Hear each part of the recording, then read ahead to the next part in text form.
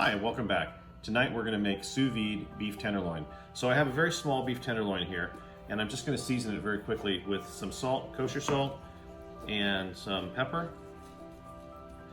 So super easy recipe. It's really a two-part deal. So I'm going to season it very carefully like that.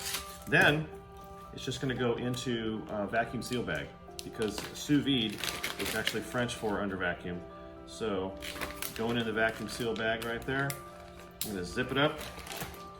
I'm gonna suck all the air out of it.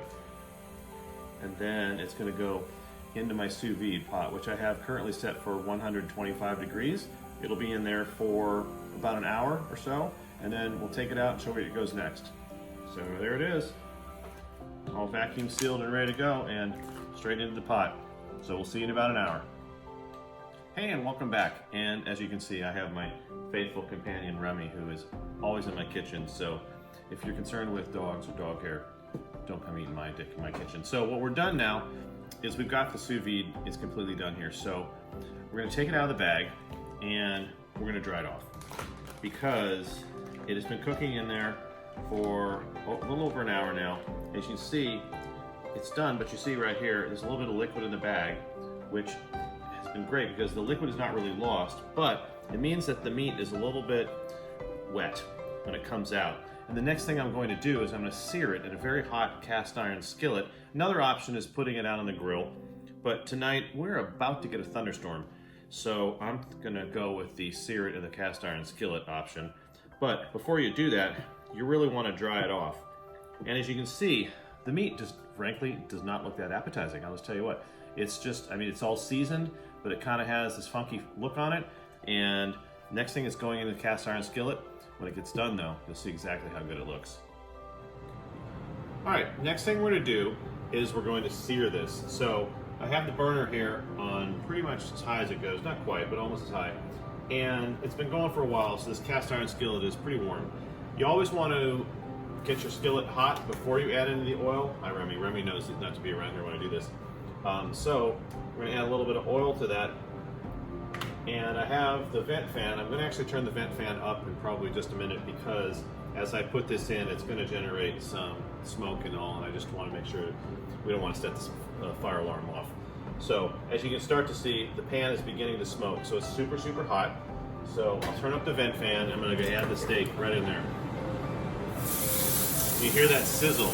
That tells you immediately that your pan is hot enough. If you ever end up putting a steak in a pan where you don't hear it sizzle, then you're generating a little bit of steam underneath that, and that's actually not going to allow you to get the really good crisp crust that you're looking for. So the other thing about cooking sous vide is this steak is already cooked all the way through. So I'm really doing nothing to it right now other than just adding a sear and a little bit of crust to the outside. So it really won't take that long because I don't want to cook it any more than it's been cooked already.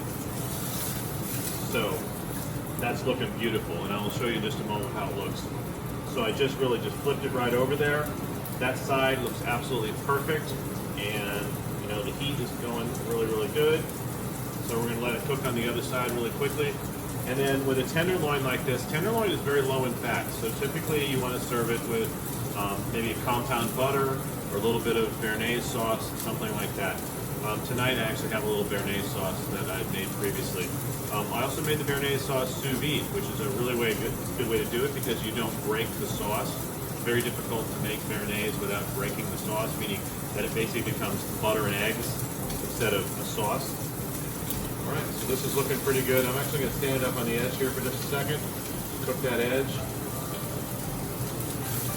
Flip it over to the other side. And as you can see, the reason I've got the vent fan going is there's a lot of smoke coming up off of this thing.